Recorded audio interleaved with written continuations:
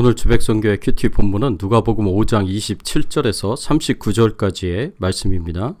오늘 본문의 말씀 중에서 우리가 집중적으로 살펴볼 말씀은 27절에서 32절까지의 말씀입니다. 그 후에 예수께서 나가사 레위라 하는 세리가 세관에 앉아 있는 것을 보시고 나를 따르라 하시니 그가 모든 것을 버리고 일어나 따르니라. 레위가 예수를 위하여 자기 집에서 큰 잔치를 하니 세리와 다른 사람이 많이 함께 앉아 있는지라. 바리새인과 그들의 서기관들이 그 제자들을 비방하여 이르되 너희가 어찌하여 세리와 죄인과 함께 먹고 마시느냐. 예수께서 대답하여 이르시되 건강한 자에게는 의사가 쓸데없고 병든 자에게라야 쓸데있나니 내가 의인을 부르러 온 것이 아니요 죄인을 불러 회개시키러 왔노라. 오늘 본문의 배경이 되는 이 그림은 예수님께서 세리 마태를 제자로 부르시는 모습입니다. 오늘 본문에서 우리가 생각해 봐야 할 주제는 예수님은 어떤 사람을 제자로 부르시는가입니다. 오늘 본문의 말씀을 보면 예수님께서 마태를 부르시는 말씀이 나옵니다. 마태하면 처음 생각나는 것들이 몇 가지가 있습니다. 마태의 본래 이름이 레위라는 것과 또 마태의 직업이 세리라는 것입니다. 또 우리가 생각해 볼 수 있는 것은 마태가 마태복음을 썼다는 것을 생각할 수 있습니다. 그리고 우리가 이렇게 아는 것을 통해서 마태의 삶이 어떠했고 마태의 삶 가운데 하나님께서 어떻게 역사하시고 하나님의 뜻을 펼쳐가시는가를 생각해 볼 수 있습니다. 예수님은 어떤 사람을 제자로 부르십니까? 예수님은 사람들에게 손가락질을 당하는 죄인을 제자로 부르십니다. 우선 우리는 마태에 대한 몇 가지 사실을 생각해 보면서 마태가 어떤 사람이었는가를 잠시 돌아보기를 원합니다. 마태의 본래 이름은 레위였습니다. 마태는 마가복음이나 누가복음에 보면은 마태라는 이름 대신에 레위라는 이름이 나와 있고요. 그렇지만 마태복음에 보면 마태라는 이름을 사용했습니다. 그런데 이 마태의 이름이 원래 이름이 레위다라는 것을 우리가 알 수가 있고요. 레위라는 말은 창세기 39장 34절에 야곱의 12아들 중 레위와 똑같은 이름으로 연합하다는 의미를 가지고 있습니다. 또 레위라는 이름은 마태가 레위 지파 출신이라는 것을 설명해 주기도 합니다. 마태의 출신이 레위 지파의 후손으로 제사장의 가문의 출신이었다고 추측합니다. 그런데 레위라는 이름을 가지고 있었던 마태가 왜 마태라는 이름으로 바꾸었는지 우리는 그 이유를 잘 모릅니다. 다만 마태라는 이름은 하나님의 선물이라는 의미를 가지고 있고 아주 아름다운 이름이다라는 것을 생각해 볼 수가 있습니다. 이 마태라는 이름은 아마도 예수님을 만나고 난 이후에 예수님께서 주신 새로운 이름이었을 것이다 라고 추측해 볼 수 있습니다. 또 마태의 직업은 세리였습니다. 마태는 레위 지파 출신으로 제사장 가문의 후손이었을 가능성이 굉장히 높았는데 실제로 그의 직업은 세리였습니다. 세리라는 직업은 오늘날로 말하면 세금 징수원이라는 그런 직업으로 우리가 이해할 수가 있습니다.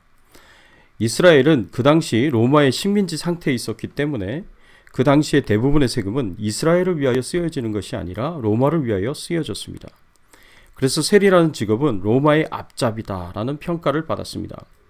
로마는 매년 세금 징수권을 경매로 팝니다. 세금 징수권을 경매에 붙여서 가장 많은 돈을 낸 사람이 그 징수권을 가져갑니다. 이렇게 많은 돈을 내서 세금 징수권을 가져간 사람이 세리장이 됩니다. 그리고 자기 밑에 있는 세리들을 시켜서 세금을 거두어 드리는데 원래 징수해야 할 세금보다 더 많은 금액을 징수하게 합니다. 그래야 자신이 세금 징수권을 사기 위해 사용한 많은 돈을 보충해야 했고 거기서 더 이익을 봐야 했기 때문입니다. 그래서 마치 악독한 사채업자처럼 악랄하게 세금을 거둔다는 명목으로 더 많은 돈을 뜯어갑니다. 이렇게 해서 로마에 세금을 바치고 나머지는 자신의 주머니로 착복을 하였습니다. 그렇게 이익을 내었습니다. 그렇기 때문에 세리라는 직업은 부자이고 로마의 권력을 업고 있는 직업이었지만 이스라엘 백성들은 아주 싫어하는 직업 중에 하나였습니다. 그래서 세리는 일반적으로 죄인들로 취급되어서 가까이 하려고 하지 않았습니다. 또한 이들은 회당에 나와서 예배도 못 드렸습니다. 왜냐하면 그 당시에는 세리를 죄인으로 취급했기 때문에 회당에 못 들어오도록 했습니다. 모든 사람의 존경받는 레위 지파의 제사장 가문의 출신인 마태가 왜 세리가 되었는지 잘 모르겠지만 마태는 많은 사람들로부터 손가락질 당하고 소외당하는 직업을 가지고 있었습니다. 대부분의 사람들은 마태를 아는 체를 하지 않았습니다. 그래서 마태는 자신과 같은 직업을 가지고 있는 사람들이나 같은 대우를 받는 죄인들과만 교제를 나누면서 살았습니다. 그는 소외당하고 손가락질을 당하였습니다. 이런 마태를 예수님께서는 어떻게 대하셨습니까? 예수님께서는 마태에게 관심을 가지시고 직접 보셨습니다. 오늘 본문 27절 말씀에 보니까 이렇게 말씀하십니다. 그 후에 예수께서 나가사 레위라 하는 세리가 세관에 앉아 있는 것을 보시고 나를 따르라 하시니. 마태는 어떤 사람이었습니까? 그 직업 때문에 사람들로부터 소외당하고 죄인 취급당했습니다. 아무도 마태에게 관심을 가져주지 않았고 마태에 대하여 좋은 마음을 가지지 않았습니다. 그런데 예수님께서는 아무도 관심을 가져주지 않고 욕하고 손가락질하는 마태에게 관심을 가지시고 그를 보셨습니다. 그리고 그에게 다가가셨습니다. 예수님께서는 마태에게 관심을 가지시고 선한 마음으로 다가가셨습니다. 그리고 예수님께서는 마태를 부르셨습니다. 본문에 보면 예수님께서 마태에게 나를 따르라 라고 말씀하셨습니다. 예수님께서 나를 따르라고 말씀하실 때에는 아주 중요한 의미가 거기에 담겨져 있습니다. 예수님께서는 아무에게나 나를 따르라고 말씀하지 않으셨습니다. 제자를 삼고자 할 때에만 이런 말씀을 하십니다. 예수님께서는 아무도 관심을 가져주지 않고 손가락질하는 마태에게 관심을 가지고 마태를 보셨고 이제는 그 마태를 제자로 부르셨습니다. 또 예수님께서는 마태와 함께 식사까지 하십니다. 29절의 말씀에 보니까 레위가 예수를 위하여 자기 집에서 큰 잔치를 하니 세리와 다른 사람이 많이 함께 앉아 있는지라. 함께 식사를 하는 것은 그와 교제를 나눈다는 것을 의미합니다. 유대인들은 식사를 할 때 아무하고나 식사를 하지 않습니다. 천국에서 함께 식사를 할 수 있는, 교제를 할 수 있는 사람들과만 식사를 하고 교제를 합니다.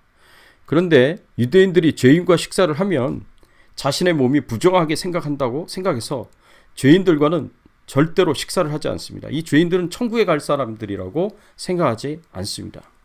그런데 예수님께서는 죄인인 마태와 함께 식사를 하시는 것을 볼 수 있습니다.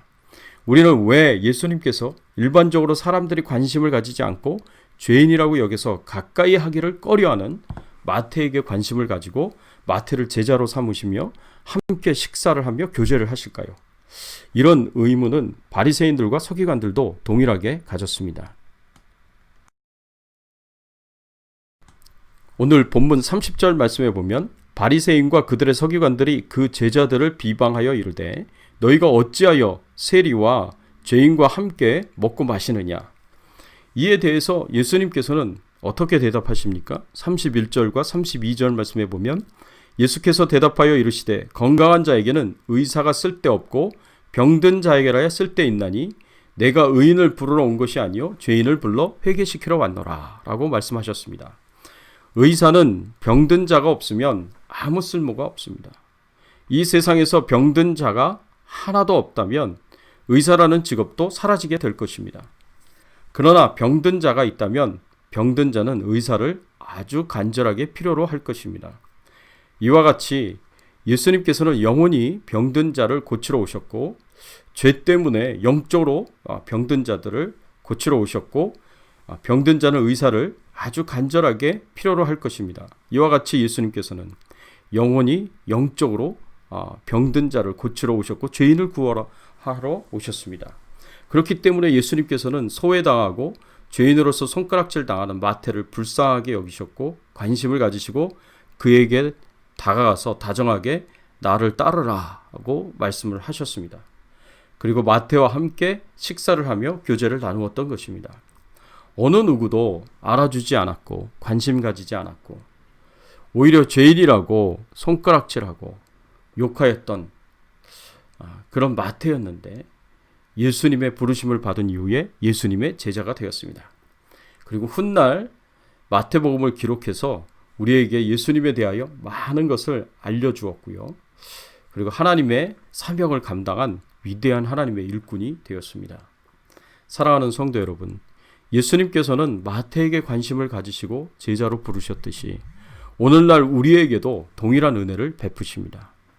아무도 관심을 갖지 않고 죄인이라고 손가락질하고 조롱하고 모욕하는 그런 사람들도 예수님은 관심을 가지시고 불쌍히 여기셔서 구원해 주셨습니다. 그리고 우리를 예수님의 뒤를 따르는 제자로 삼아 주셔서 하나님께 영광을 돌리도록 하십니다. 이러한 예수님의 부르심에 감사하면서 감격하면서 마태와 같이 하나님의 일을 감당하고 하나님께 영광을 돌리는 귀한 하나님의 일꾼이 되시기를 예수님의 이름으로 축원합니다. 함께 기도하겠습니다. 하나님, 그렇습니다. 우리가 마태와 다를 게 무엇이 있겠습니까? 사람들로부터 손가락질 당하고 또 욕도 먹고 죄인이라고 따돌림도 당하는 그런 불쌍한 처지에 있었던 우리를 예수님께서 관심을 가지고 가까이 다가오셔서 예수님을 알게 하시고 깨닫게 하시고 또 믿게 하여 주시고 그 예수님을 믿음으로 구원받은 하나님의 자녀가 되게 하시고 예수님을 따르는 제자로 부르러 주시오니 참으로 감사를 드립니다. 하나님의 은혜에 감사하며 감격하며 마태와 같이 하나님의 영광을 위하여 예수님의 뒤를 따르면서 주님의 큰 사명들을 잘 감당할 수 있는 저희들의 신앙의 삶이 될 수 있도록 하나님 은혜를 베풀어 주시옵소서. 코로나19 바이러스로부터 안전하게 하여 주시옵시고 우리 가정을 지켜주시고 우리 자녀들을 지켜 보호하여 주시옵소서. 생업의 현장에서 하나님이 필요한 모든 것을 채워주시고 공급하여 주시고 축복해 주시옵소서.